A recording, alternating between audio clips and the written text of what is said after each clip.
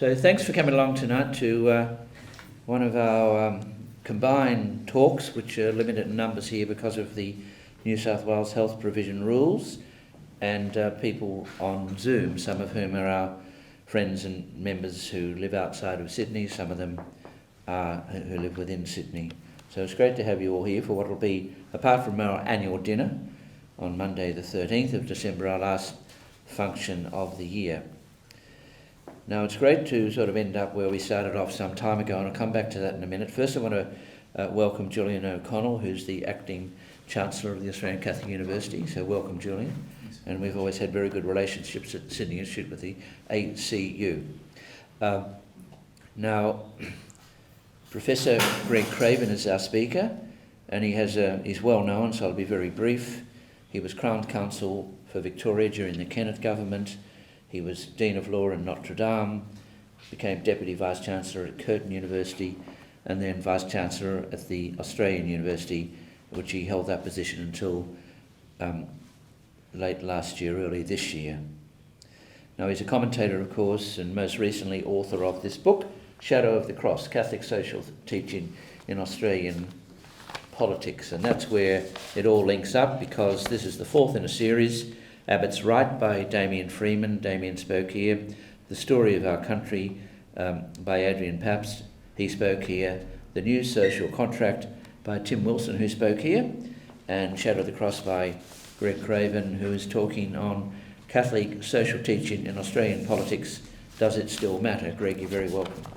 I'm going to start with an odd remark, which is that I always associate speaking at the Sydney Institute with fraud. Not the Institute's fraud, but my own fraud. Because both times I've spoken, I've been invited to speak on topics that I'm not sure I know that much about. The last time was Western culture, and my brother Peter Craven, the critic, always says I have the cultural depth of a puddle. I've always hoped for a shallow fish pond, but I'm not there.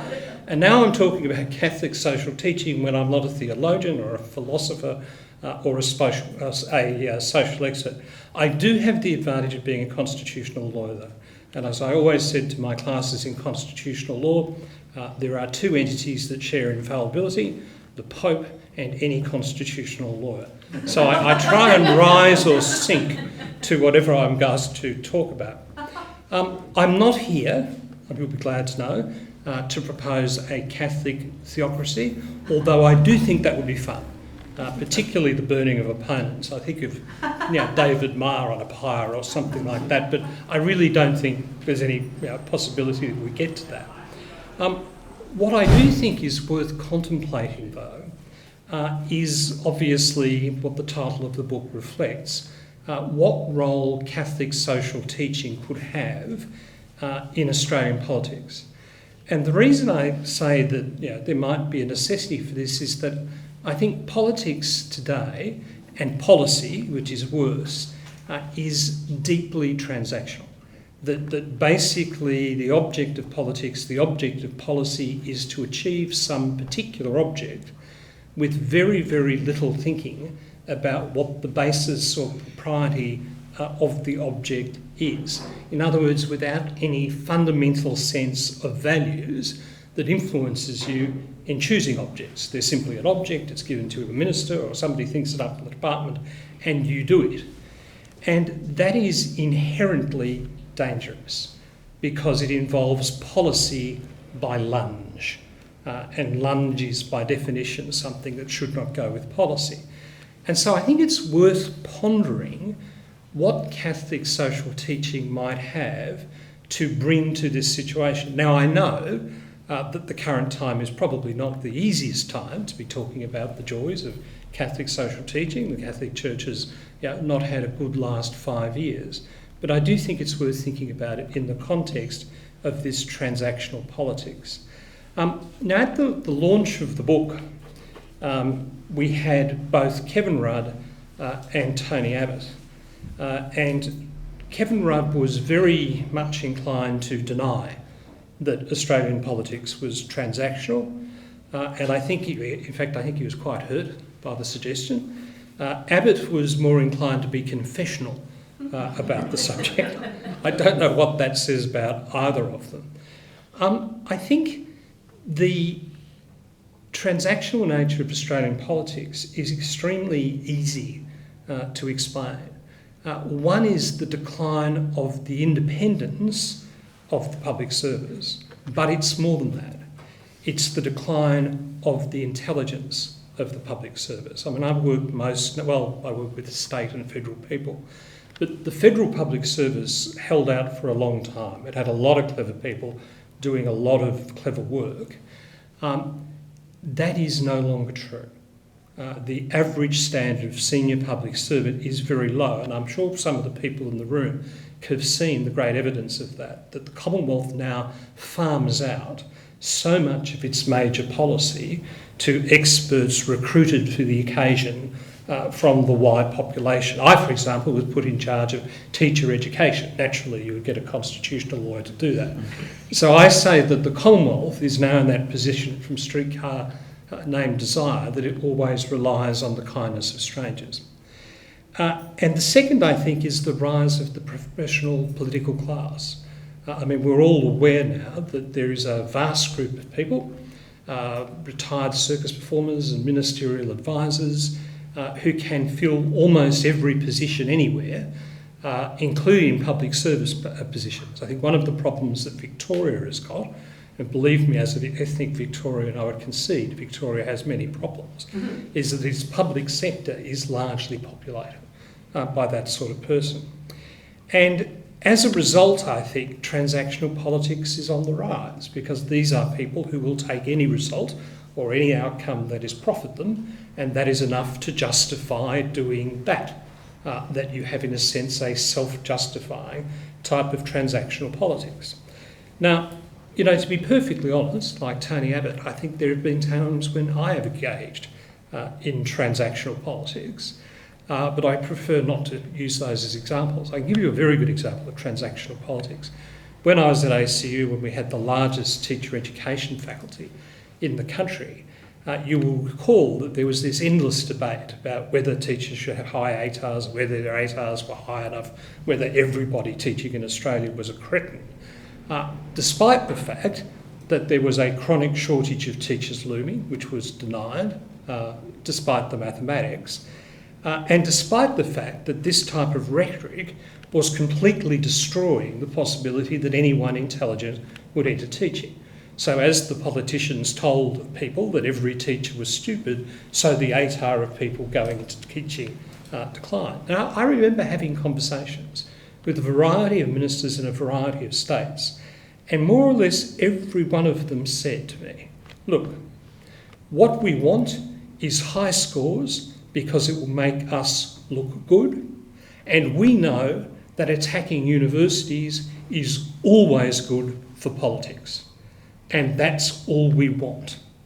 Now that's transactional politics at its worst. It had, of course, the predictable result of transactional politics, a disastrous decline in the number of students going into teaching, disastrous decline of, if you like, bright students going into teaching, massive shortages. We are now doing exactly what I said we are doing. We are importing teachers from Ireland. I suspect it won't be long before we have container loads of people from Derry and Kerry coming in here. There's no framework for how we're going to do it. I remember talking to the president of Humboldt. He said, what we're doing is we're bringing in engineers to teach maths.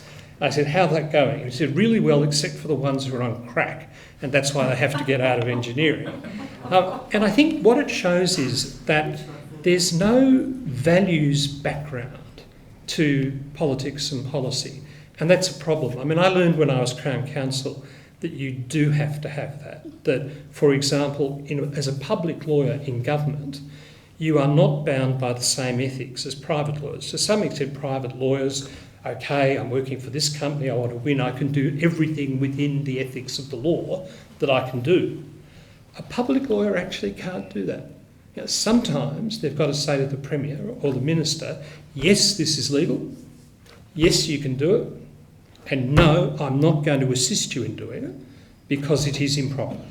And I can remember a particularly awful occasion where I actually had to put myself to the test on this, where I was sent a bill in a car and I was told that I was to have it back in 3 hours with my approval because it was very important to Victoria's finances. And I read this bill and it was a disaster. And I sent it back earlier than the 3 hours with this is an incredibly complex and bad bill, which it cannot possibly be in the interests of the Crown and Victoria to accede. I then got the reply on a phone saying, you will write a new opinion saying this is a terrific bill and we should pass it. And it's the only time I think I've actually prayed aloud saying, thank you, God, that this man is not trying to dress it up. He's not trying to say you've got this wrong. He's not trying to say, couldn't you think about it? He is asking me to lie. And I refused to do it. But I have to say it was an interesting sort of thought process as you went. So the question is, in this type of atmosphere, and in the atmosphere of the public service and the atmosphere of politics that I'm talking about, is there a role for Catholic social teaching? And my view is that Catholic social teaching actually has a lot to offer the policy process, not in the sense that it will always give the right answers, or whatever the right answers are, but it will often help us to pose the right questions. And unless you get the right questions, you're not going to get the right answer. Now, I'm sure everybody here knows a lot about Catholic social teaching. It's often talked about as if it's a constitution, it's some sort of codified block with sections 1 to 128. It's not. It's something that's emerged over 2,000 years. As I always used to say at ACU to other vice-chancellors, you only have to deal with state and federal politics. I do church politics. They have been refining their tricks for 2 millennia. They invented it. And of course, Catholic social teaching, it had what you might call its golden period of creativity, probably the end of the 19th century, middle of the 20th century. And it had it precisely in similar circumstances to the ones we've got now. It faced real challenges. Policy faced real challenges. It faced 2 competing analyses. Liberalism, with its emphasis on free markets, which could have some pretty spectacular negative effects on people, and socialism, with highly organised societies, which could have pretty spectacular different effects on people. And what that prompted was the 2 great encyclicals that I always see as the foundation of Catholic social teaching.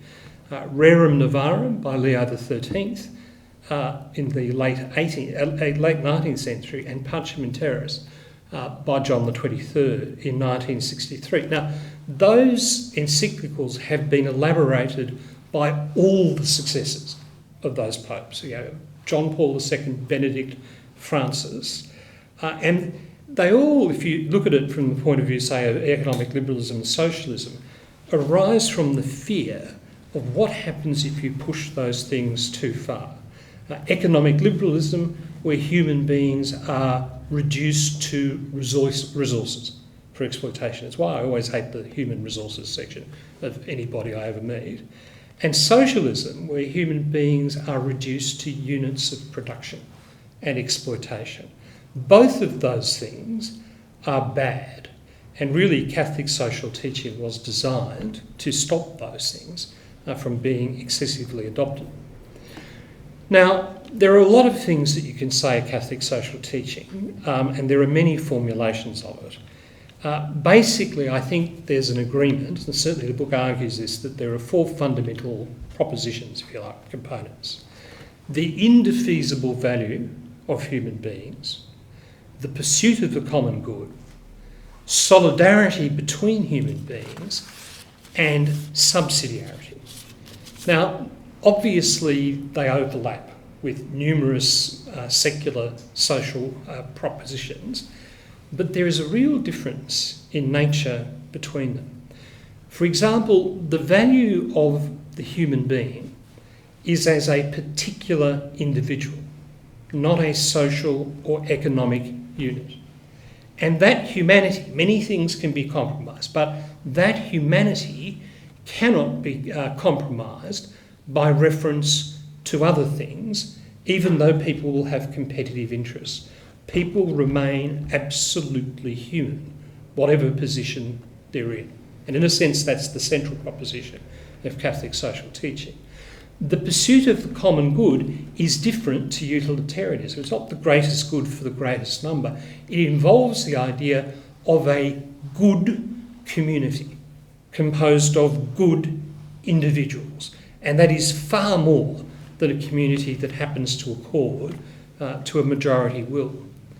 Solidarity, which is an interesting one, is the interconnectedness of all human beings and the fact that they have a duty to act not only in their interests but in the interests of others. Solidarity is, of course, not something we think much about in Australia, and I can remember being, because I'm a consultant of the Congregation of Education, sitting at a table with various experts. We were talking about solidarity, and this Brazilian burst out laughing. He said, "Oh, the cute little Anglo-Saxons trying to understand what solidarity is again." And we felt suitably crushed. And then there's subsidiarity, the idea that you try and ensure decisions are made at the lowest, most proximate and most effective level, partly because there will be greater knowledge at that level which will produce better decisions, but fundamentally as a reflection of the indefeasible humanity of human beings. So the decisions that affect them should be as close to them as possible. And, you know, Australian politics, you can see, has been affected by these encyclicals, particularly around Catholic social teaching. Rerum novarum, for example, the value of human beings, subsidiarity, all of those things greatly influence things like the harvest case and the minimum wage.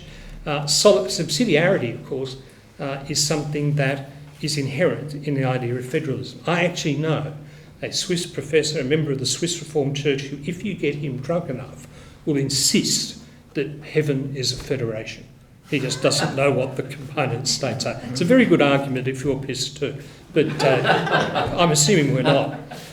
Now, one of the really interesting things about Catholic social teaching, when you think about it, is ultimately it's expressed as values rather than rights. It's not expressed as rights, and that's very interesting in a world where human rights are all the rage. I once said in a book that the definition of a human right was any ambit claim with a good PR agent.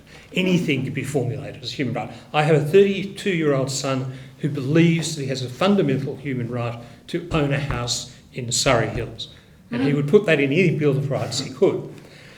The problem, of course, with the discourse of rights is that what I call rights tenets, that you get your right and you serve it as an ace over the other side of the net, and there's really nothing the other person can do to deal with it. You've used your right, you've smashed your right down, and there's nothing that anybody can say. That's why rights discourse is often so unsatisfying, because you'll get competing rights. But many people who are into the rights discourse simply won't admit that. Now, here is my favourite right, it wins. This is the problem that we've got with the religious freedom legislation and the issue about, quotes, discrimination against staff. Basically, the argument goes, right, you're going to sack him, that's discrimination, you're breaking a human right, that's the end of the discussion, there is absolutely nothing else to talk about. Whereas, in fact, there's everything to talk about. And the thing about values, and values in this context, is that they are much more supple than rights. They can interconnect without automatically contradicting each other, and they can mesh in complex ways that rights can't. I mean, for example, solidarity and the common good can interact with subsidiarity. Common good and the intrinsic value of the human person can interact with all those values, and you can in fact have a discussion of how these values might work to produce a particular result. The fundamental point, I think, is that without a value system, without something that underlies the whole thing, whatever that thing may be, policy and politics must be transactional. Because by definition, unless there are organising principles and values that underlie the policy and the political process, you really have nothing to do but to try and achieve whatever transitory object you happen to have. I mean, I actually had a senior public servant who is a very, very good friend, who is not a Catholic, and rang me up and said he was so excited that this book had been published. And I said, oh, well, yeah, do you agree with Catholic social? He said, no, I'm not interested in that fact. I'm just so astounded that someone is saying that you have to start from a value proposition before you can make policy. Now, that's a truly terrifying position for a public servant to take, and this guy's no fool.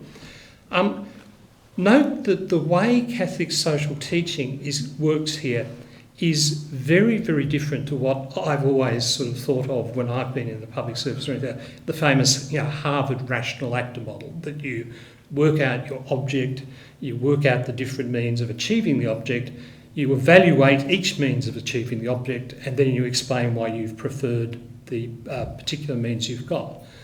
The problem with that type of secular Harvard rational actor model is it's fine in coming to the conclusion, but it gives you absolutely no guidance in determining why you picked that particular objective.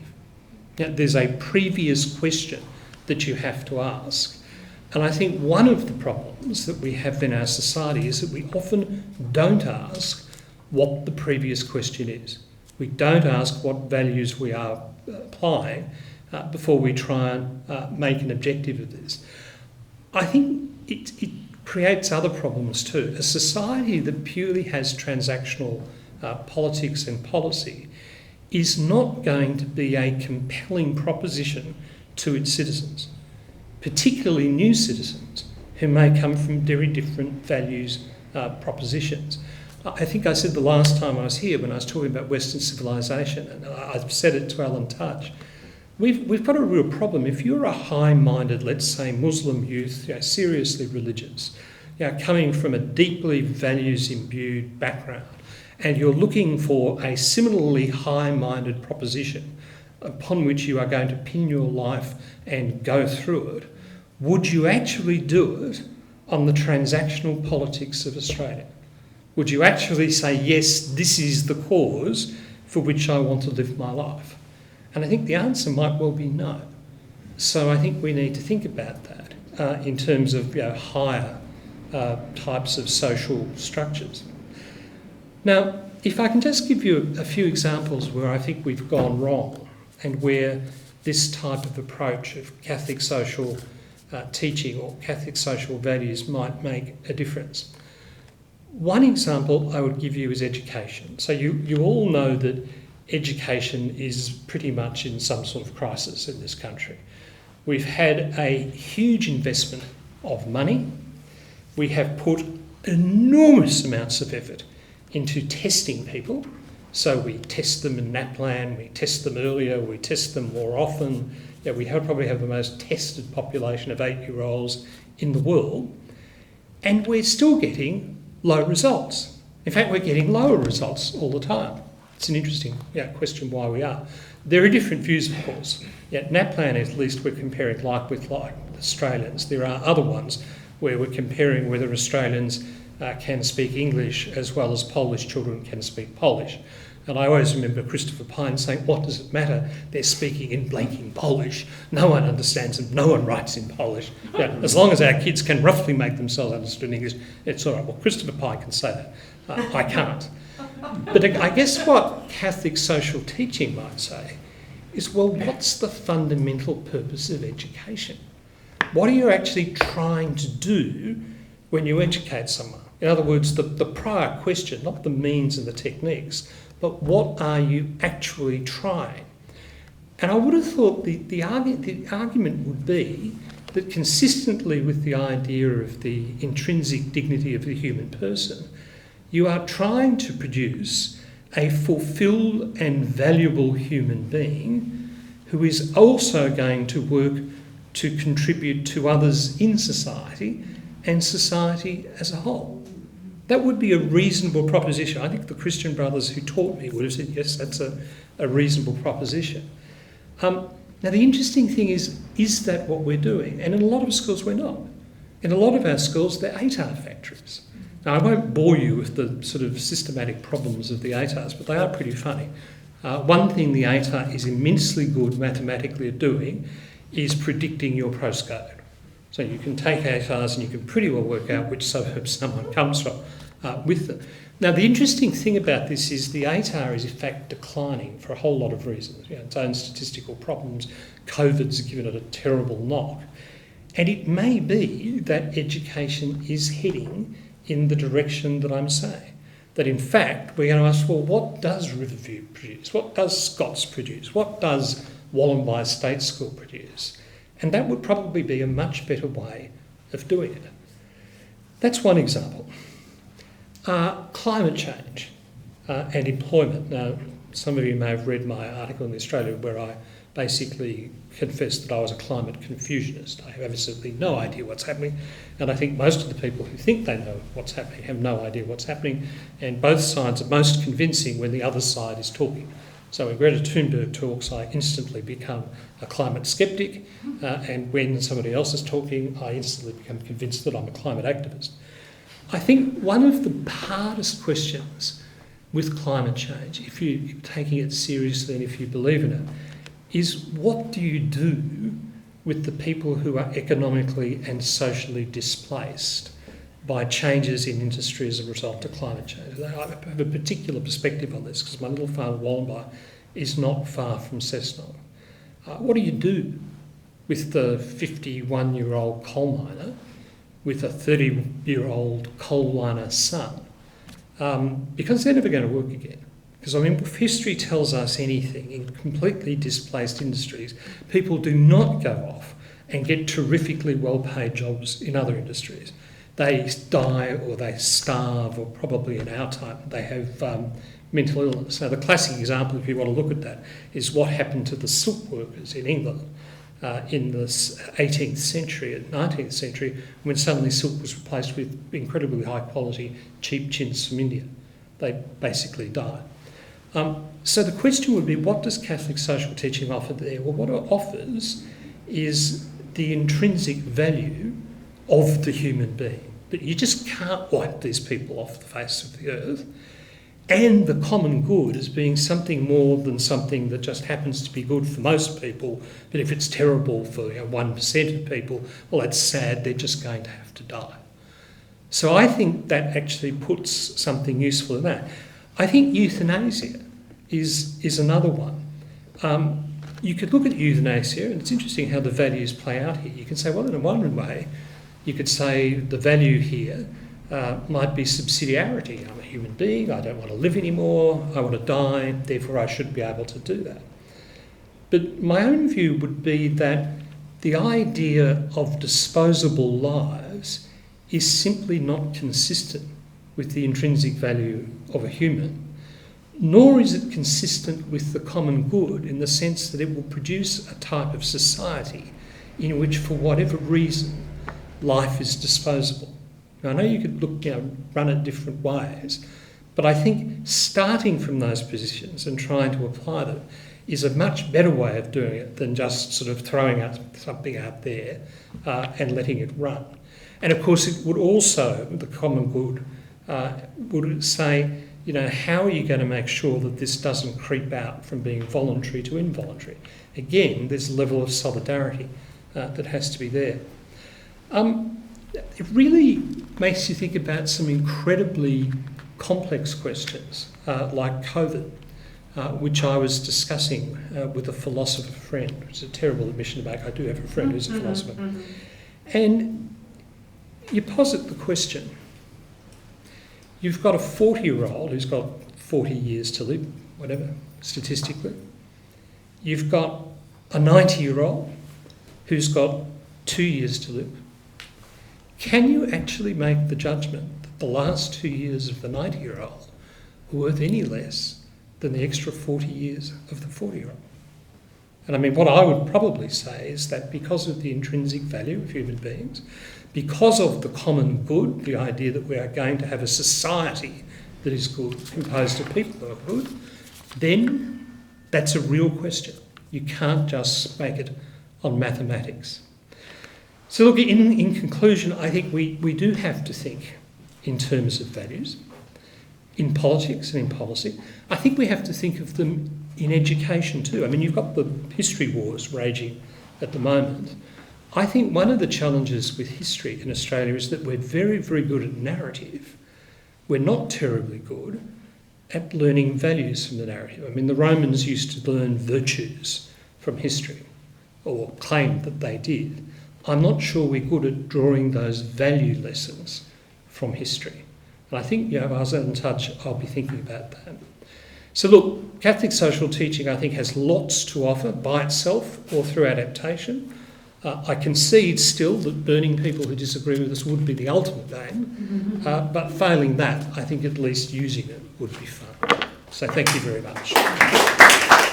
So now we come to questions and discussion. So if you just stay here, Greg, and we'll start off. So let's talk. You spoke about Rerum Novarum, which is 1890. I remember reading it shortly after it was published.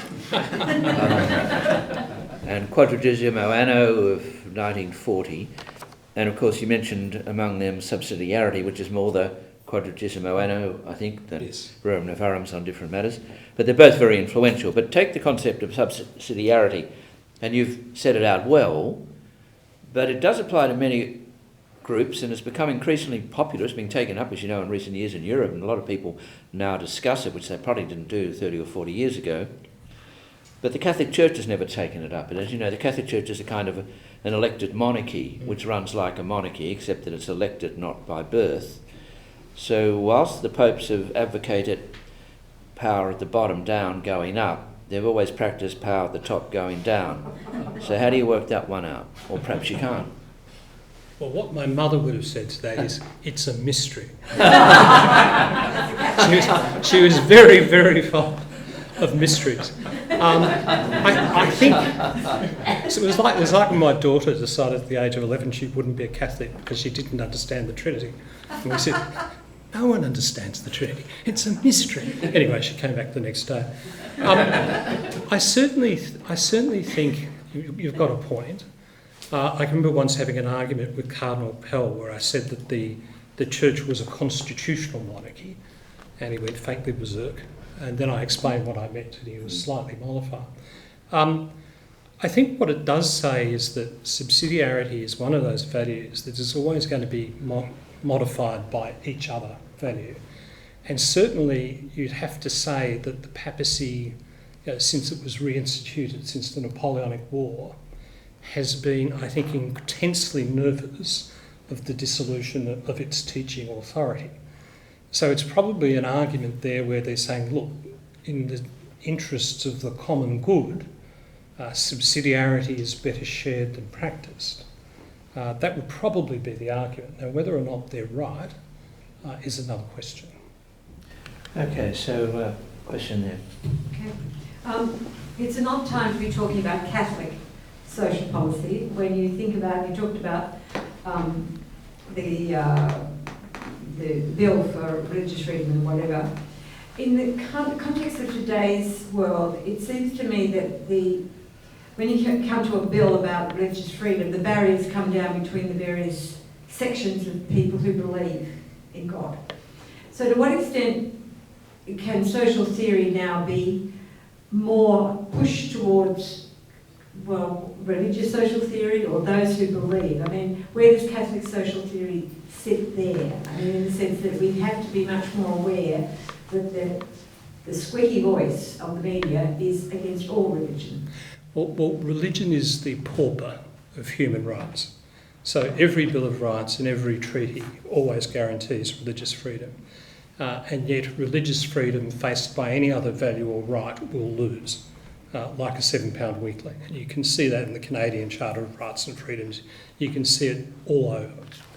I remember, was it Margaret Somerville who was talking about being in a law school in Canada and having a discussion about what was the most dangerous thing in the world, and she was the only person who didn't say that religion was the most dangerous force in the world. So you're right, you do start from behind that. It seems to me that what Catholic social teaching says about religion, though, is that if you believe in the intrinsic value of the human being, there is nothing more intrinsic to humans than their religion. And there is nothing more intrinsic than your belief as to what is going to happen to you, as to your soul, as to the nature of right and wrong. So that religious freedom should be an enormously strong value. And I think it has to be asserted. I think there is a big problem that because the religions are divided, you can always find one group of people. I remember an expert at Melbourne who was a Uniting Church person was asked whether belief in God was a necessary part of religion and said, no, certainly not. So I think we need to recognise the place of religion in religion. And we need to figure out how it works in these very hard questions, where people say, okay, I'm a teacher at a Catholic school or a Muslim school. It's never anything but a Catholic school in my experience. But, and I do something completely inconsistent with religion. What happens? And yes, it may be discrimination in the sense that you are discriminating. You are saying you are different to that person. But in a context of values that, as I say, mesh, it may be possible that that is justified in the common good or as a matter of solidarity. There's a question. Greg, you mentioned about the importance of values at the basis of politics, and if you don't have values, you end up with transactional politics. Where does pragmatism fit in politics? Often Australians, we don't talk about the old language used to be about, the complaint used to be that Australian politics was very pragmatic.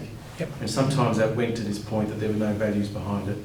But it does seem from what you're saying that a pragmatic approach to politics, that can apply both in transactional politics and also in politics based on principles. Yeah, I'm just remembering a book review of my last book on constitutional law, which described it as massively pragmatic.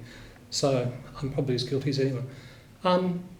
I don't think pragmatism is necessarily inconsistent with Catholic social teaching and with the values that I've talked about as a means of achieving values. So there's nothing worse than someone who is morally pure and completely and utterly ineffective. And we've all met people like that. They're terrific people. But in politics, they're pretty ordinary. So it seems to me the question is you can be pragmatic in means, but you should not be utterly pragmatic in formulating the direction that you're taking. I have actually thought about this. I remember when I was Crown Counsel, I used to think about pragmatic ethics. And pragmatic ethics were a situation where you had a fundamentally ethical direction and framework, but you recognised that you had to be pragmatic in implementing it. Because if you weren't, it wasn't going to be implemented, and therefore those values were not going to actually apply. And it was quite a challenge trying to work out which situation was which. Is this a situation where I'm being pragmatic for the sake of being pragmatic, which is the classic case of transactionalism, and a hell of a lot of politicians do that? Or is this a situation where I'm being pragmatic because I've got an absolutely fundamental thing that I believe we've got to do, and we can't do it unless we do these types of things? So I think it's something you have to think about. I think that's one of the problems that most people don't think about. We're going down there in a minute, but just tell us as we get the microphone down to Brian Lucas, give us an insight on the book launch. You had Kevin Rudd brought up a Catholic, became an Anglican. You had Tony Abbott brought up a Catholic, remained a Catholic. You had Archbishop Comissoli at the launch down, well, I guess it was by Zoom, but was it? The launch by Zoom of the Archbishop of Melbourne. How was the clash between Mr Abbott and Mr Rudd? Well, it was interesting. There wasn't really a clash, I think, between them. I mean, the biggest clash was that Mr Abbott was inclined to say, look, our politics has become transactional. It's lost its moorings to a significant extent. Mr Rudd was saying that I had been unfair. I'm trying to remember what he said, that I was accusing everybody of being purposeless sloths. And I said, no, I was thinking more myopic moles, sort of horrific hyenas. So there was a difference on that. But I'm not sure that there was a great difference on the question of whether if you like, values were fundamentally needed, and that Catholic social teaching could contribute to those values. I mean, one of the interesting things is whether Kevin Rudd really is an Anglican who was a Catholic, or whether in fact he is a Catholic who is pretending to himself that he's an Anglican. And I remember having an hour and a half public conversation with him at our campus in Melbourne. He denied that he was an Anglican. He said, I go to an Anglican church. That's as much as I can say. I have to say, in the conversation, he came across very much as a Catholic. Well, it's like a confession of the Sydney Institute related to our speaker. Brian Lucas, just stand in the microphone. Thanks very much, Professor. A comment, if I might, and then a question. A comment being the language of religious freedom. We might do better to talk about freedom of conscience and belief, so that the Rationalist Society, who established their school for the education of the children of rationalists, we would absolutely defend their right to conscience and their right to a belief system, a worldview, and that might get us a bit more traction than religion, which is just a bad word. But my question is this: the antidote to the individualism that's rampant in our culture is an understanding of the common good. Do you have any suggestions as to how we can improve the description of the common good in terms of it being an antidote to rampant individualism? Yep, I mean, you're absolutely right about the rationalist school. It's a very good example because there will be one. There should be one, and we should be the first people to defend it. I mean, individualism, as you say, is absolutely rampant, and it's probably the most destructive force in society. I can remember being at university and somebody in a group coming in and saying, I've just found this fantastic magazine. Everybody in the group happened to be Catholic except that person. And we said, what's it called? It was called Self. And everybody in the group just burst out laughing. And she said, what's so funny? And one of us said, I'd rather be caught reading pornography on the train. But that's an awful thing. So we're not starting from a good place. I think the common good really needs to be explained in terms of the good society, the society where people do good for each other and feel good towards each other, and for that reason are happier in themselves, that the common good produces happiness and joy, both individually and socially. And I think we've been very bad at selling that. I mean, it comes back to what I said about education and Alan Tudge. You know, it's all about whether you know who Locke and Macquarie were. You should know. Whether you knew what Ben Chifley did, you should know. But the question is, what do you draw from that in terms of the lessons, and how does that help you in a sense, forming your social soul? You know, there is that sort of idea of a social as well as a mortal soul. I don't think we're good at that. I don't think we're particularly good at it in Catholic schools, and I think we're probably worse at it in some other schools. Right, so there's a question here.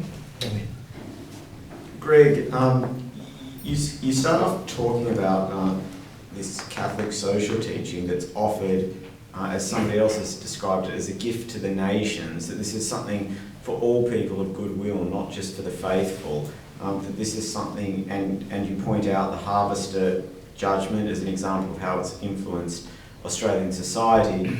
And the kind of social teaching you talk about seems to be talking about how the whole of Australian society should be structured.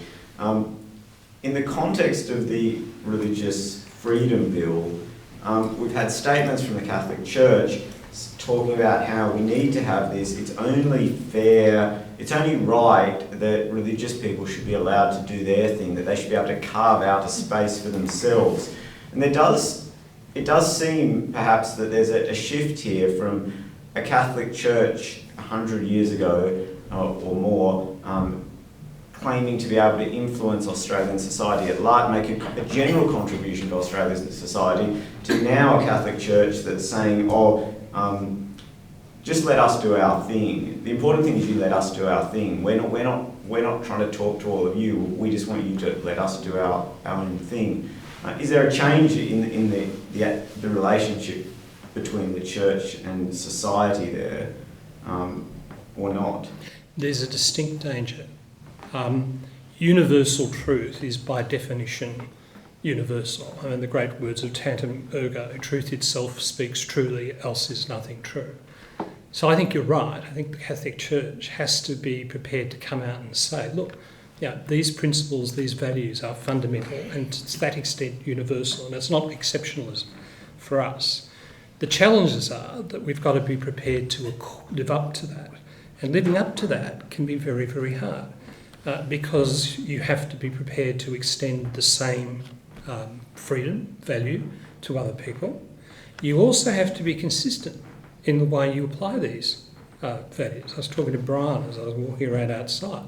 We're really good as Catholics at, if you've got a gay guy comes out and starts proselytising at school, you're going to have a hard time.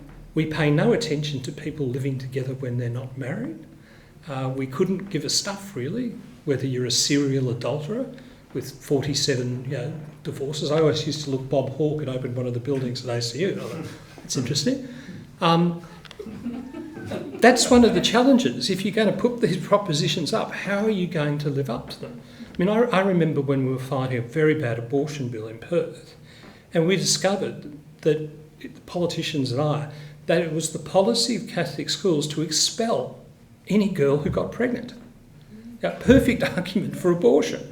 So we had to race in and see Archbishop Hickey, who instantly decided we would give a scholarship to any girl who was pregnant. So we sort of became a massive home for unmarried mothers. But it was the right thing to do. It really was.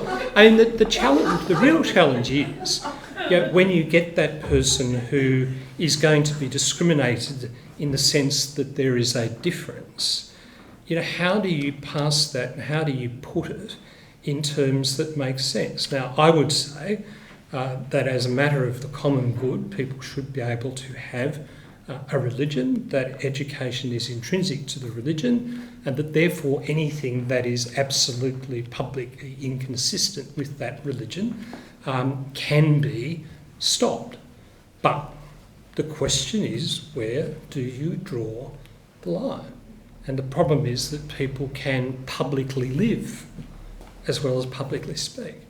But the idea, this is where the rights thing is so bankrupt. The idea is that, I've got a discrimination right here. Bang! That's 4 aces, you can't talk anymore. That's pathetic. It's got to be a debate about values. I just want to clarify one thing. The Hawke Building's on the Australian Catholic University campus, right? Yes. Where you worked, okay. Secondly, what Damien said at the start, he mentioned the Harvest of Judgment. Some of our members will know what that's about, but perhaps you just should explain the Harvest of Judgment of 1906? Well, the Harvest of Judgment basically is connected with that idea of the minimum wage, a modest wage, that a family man, as we always used to say in those days, could live in modest and frugal comfort with his wife and children. And it really was meshed in with that entire deaconite movement, sort of social liberalism, I've always called it. Although you could call it liberal conservatism. Now, that clearly was enmeshed with Rerum Novarum and was influenced by it. So Higgins himself, who was the judge in the Harvest of Judgment case, he was an Anglican, but he was obviously, he'd read Yes, Rerum Novarum. an Anglican and not at all sympathetic to the Catholic Church. So Higgins was the one who insisted, here's a PM Glynn connection, insisted on having a freedom of religion clause in the Constitution because he wanted it, and the peg that he used to hang his argument was that you had put the words humbly relying on the blessing of Almighty God in the preamble, and that was the justification that Higgins used to put in the freedom of religion, which really is a freedom from religion clause. So there's actually a connection between the two. And the Glynn Higgins connection is covered in Anne's book in this for the ACU on Patrick and Mark Glynn, right? Now we're getting close to the end. Have I missed anyone? I think there are two. Let's go behind first with Andrew. Andrew, where's Yeah, and then you, Anne. Just a quick observation. Thanks, Greg. That was terrific. But as to the subsidiarity proposition, which I find absolutely terrific, and we can think more about that. Next week in the cathedral, Father Danny Marr is going to be made an auxiliary bishop. And here he is. He worked next door at Stephen Jason Stephen as a solicitor. He's got had worked about 10 parishes. And he made mention that in the 3rd century, St Lawrence was being persecuted by Sylvian, the emperor. And he said to him, "Bring us the treasures of the church." And he brought the poor and the homeless. That is what the church is all about, the poor and the homeless. That's what grounds us. I think that's absolutely true, but in how we treat the poor and the homeless, I mean, why do we care about the poor and the homeless? I mean, the poor and the homeless are awful. Yeah, they're often mentally ill, they don't smell very nice, they're very difficult to talk to. Why do we value those people? Because of the intrinsic value of a human being, and it flows directly from our faith. I mean, it's a little bit like capital punishment. I spent quite a lot of my time working with Julian McMahon to try and stop those 2 men from being executed in Indonesia. And I remember Julian Lisa, now an MP, saying, "I now understand this Catholic stuff about the indefeasible nature of humanity, that you guys are actually in love with life, and you really will stand for anyone. No matter how awful they are, no matter what they've done," he said, and it's really fascinating. Have we go to Anne, have we go to Michael? I'm intrigued with the notion of Catholic social theory because I'm not really sure who hands it down. I mean, where would you find it? How would you know? Or you're a teacher in a Catholic school, you're an ordinary citizen. How do you sort of attach yourself to Catholic? I thought someone might ask that. It's funny. I mean, there's a marvellous compendium of Catholic social teaching where somebody or large groups of people have laboured to write it down, which is actually very good if you ever have time to read 1,000 pages. It reminds me of the British Constitution. So people say that Britain doesn't have a written constitution. In fact, Britain has a partly written constitution and a partly common law constitution. And the whole of the constitution is made up by a whole lot of different components scattered about the place. So I would say that Catholic social teaching is partly these great encyclicals, and you could put Laudato Si in there if we take the latest one, partly the teachings of the fathers, and it is directly based on the gospel, which I think is critical. One of the things you've really got to be careful of, I think, with Catholic social justice, it's not Catholic social justice if you're just doing it because you think it's socially just. It's only Catholic social justice if you're doing it because the good Lord and the principles that he expounded through his church tells you to do it. Michael. So in your talk, one of the principles of the social teaching you emphasised in particular was the concept of the common good. Now it's important to understand this as opposed to other ideas of greatest good for the greatest number and those sorts of things. Among the many obstacles that probably confront people in trying to make the case for Catholic social teaching as a resource for thinking about politics, and obviously there's probably a long list we can think of, some of which arise from what's happened in the church and others from more broader social and cultural factors. To what extent do you think it's easier or more difficult now to appeal to a sense of something in common upon which an idea of the common good must to some extent rely? And I'm thinking primarily actually not even so much of the diversity of views and cultures and that sort of thing within our complex societies, but as much as anything else, our size. Our societies are so enormous now that a sense of something in common often can be very abstract once you step outside the immediate or local level. Yeah, I think I think the individualism that Brian talks about makes that worse, so that the world is, in a sense, atomic. It is composed of atoms. The thing that I would say, and this is just me watching kids over long periods of time, is that there is a desperate search for meaning that's going on, particularly among young people. They are absolutely desperate for it.